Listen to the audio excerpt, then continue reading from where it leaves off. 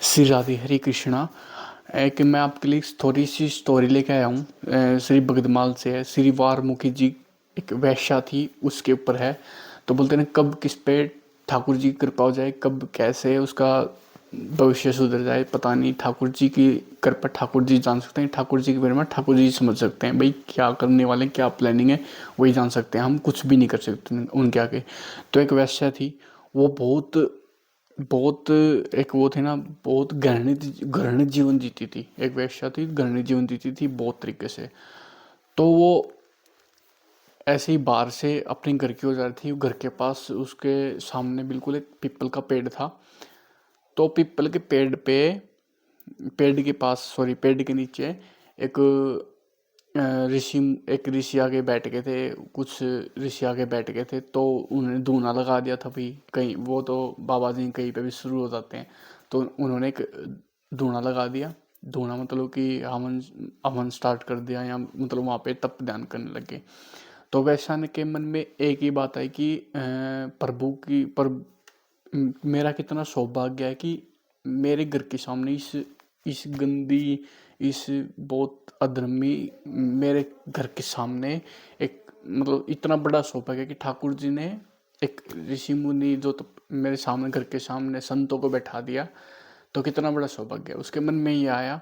और उसका डर था कि कहीं अगर मैं उसको नाम न बता दूं, मैं मेरा जो मैं क्या करती हूँ वो बता दूं ताकि सॉरी वो मैं ना सॉरी मैं अपने नाम ना बताऊं, और नाम छुपा के कुछ दान पुण्य कर दूं। उसका एक जो वैश्या थी श्री वाल्मीकि जी की, उसका भाव आया था ये।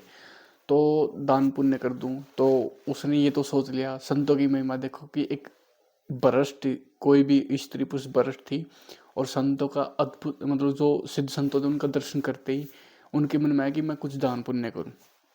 तो श्री वाल्मीकि जी के मन में आया कि मैं अपनी आइडेंटिटी नाम नूम ना बता के मैं सिर्फ दान करती हूँ।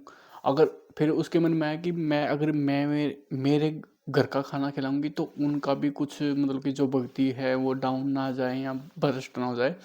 तो उन्होंने के आइडिया निकाला कि उसने सोचा कि खाना न छोड़ के उसके एक थाल में सोने भर के और वो लेके संतों के पास जाती है। और ठाकुर जी की थोड़ी दूर, ठाकुर जी की जो विग्रह है साक्षात उसके सामने से थोड़ी सी दूर रख देती है। और निवेदन करती है कि यह साधु आप ये इसको स्वीकार करें। तो एक एक यंग यंग जो नया नया संत उठा था, मतलब कि एक साधु था। तो बोलता मियाँ इसमें क्या है।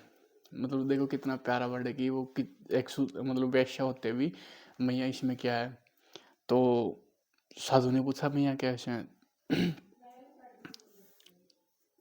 तो साधु ने सोचा कि यार मतलब कि साधु ने सोचा कि एक अनजान स्त्री का इतना धन देना कुछ तो भी गड़बड़ है।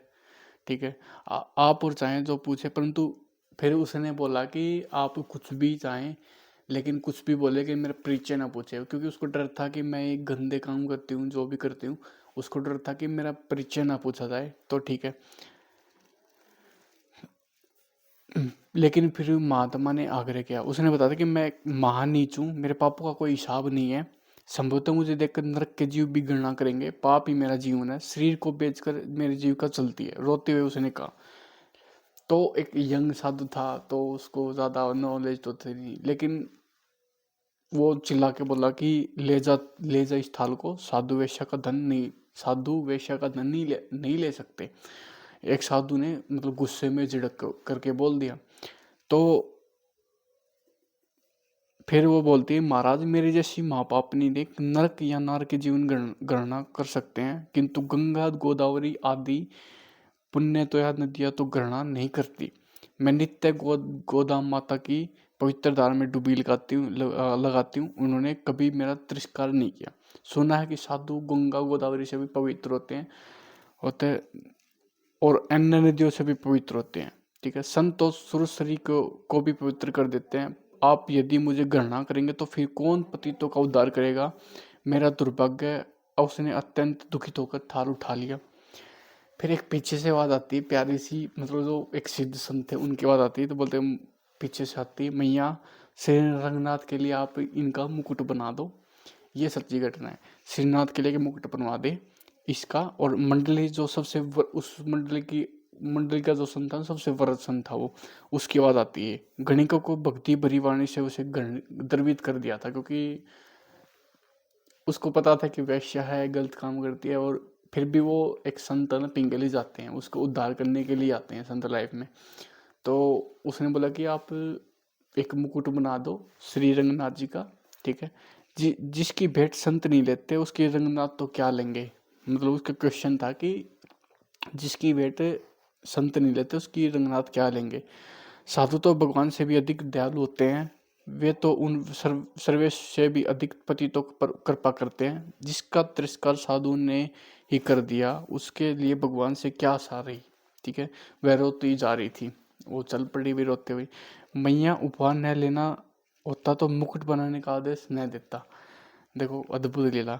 वरद साधु ने स्पष्ट समझाया कि वह द्रव्य साधु ने स्वीकार कर लिया। 3 लाख रुपयों से वेश्या ने सुंदर सुसज्जित रतन जड़ित मुकुट बनाया और उसे लेकर श्रीरंग पहुंची, मतलब ठाकुर जी के मंदिर में पहुंची। मैं फिर भी वो जाके प्रे कर रही है कि मैं एक अपवित्र हूँ, मेरा मंदिर जाना उचित नहीं है, आप मुकुट भगवान को चढ़ा दे। भला श्री रंगनाथ के पुजारी जी यहाँ यह वेश्या का आग्रह कैसे मान ले, ठीक है। उन्हें तो संपन्न में भगवान ने स्पष्ट दे दिया था कि वे उसी वेश्या के हाथ से मुकुट दान करेंगे। विवश होकर वह मुकुट लेकर गई, दोनों हाथों में मुकुट उठाकर नृत्य करते हुए वह आगे बढ़ी। आज भगवान के श्रृंगार में मस्तक पर मुकुट नहीं था, सिंहासन ऊंचा था। मूर्ति के मस्तक तक वेश्या का हाथ पहुंच नहीं सकता था। उसने मुकुट उठाया, सब ने देखा कि श्री रंगनाथ ने श्री विग्रह ने मस्तक झुका दिया। वेश्या ने मुकुट उठाकर रख दिया। मूर्ति पूर्ववत हो गई। मंदिर के प्रांगण में ही भगवान की इस असीम कृपा का अनुभव करके उनके दर्शन करते हुए ही उसने शरीर छोड़ दिया। मतलब देखो, हमारे ठाकुर जी सबके लिए बराबर हैं, चाहे भगत हो, चाहे वैश्या हो, चाहे कुछ भी हो, चाहे कितने घटिया से घटिया काम कर रखा हो, कितना बड़ा पापी हो, सबके लिए सब उसकी नज़र में सब समान है। बस उसकी शरण में आना चाहिए, ठीक है। हम उसकी जो कृपा है लीला समझ नहीं पाते, बस यही कमी रह जाती है। बस आप निरंतर नाम जप करते रहो और अच्छी ठाकुर जी की सेवा करते रहो, बस इसी में। और अपना जो कर्म है, जो ठाकुर जी ने दिया है, कोई नौकरी कर रहा है, कोई खुद का काम कर रहा है, वो करते रहो। बस इसी में अपना, और नाम जप के साथ साथ करते रहो, इसी में अपना उद्धार हो जाएगा। ठाकुर जी सब देख रहे हैं, एक मिनट का हिसाब लिया जा रहा है, तो टेंशन की वो कोई बात नहीं है। उम्मीद आपको ये स्टोरी समझ आई होगी। तो राधे राधे, हरे कृष्णा।